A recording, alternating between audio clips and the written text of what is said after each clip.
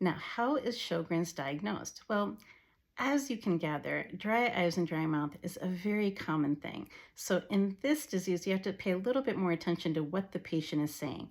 So, in this case, as a rheumatologist, you want to hear that patients have severe dry eyes to the point where they can't wear their contacts. They have trouble seeing at times. They always have this gritty feeling in their eyes.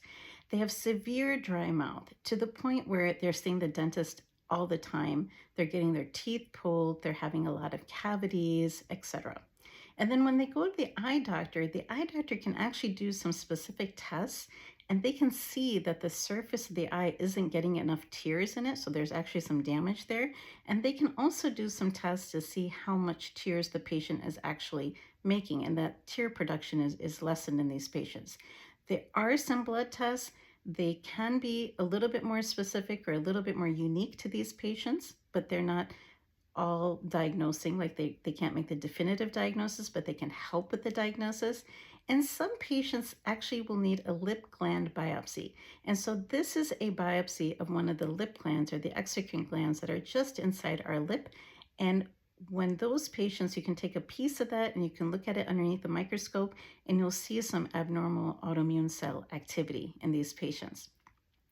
As far as how these patients are treated, well, it really depends, A, on the type that they have, and B, what symptoms they're having. But first and foremost, it basically involves a lot of different doctors. So you try to treat each symptom in these patients. So for the dry eyes, they will go to the eye doctor.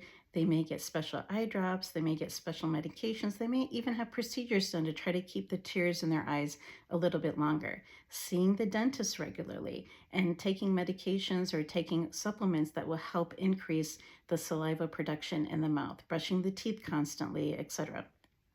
And then also seeing the rheumatologist if there's joint stuff or if there are other things that are being attacked on the inside, like the lungs and the kidneys, so that we can coordinate with the kidney doctors and the lung doctors for some autoimmune medication that'll help calm that down.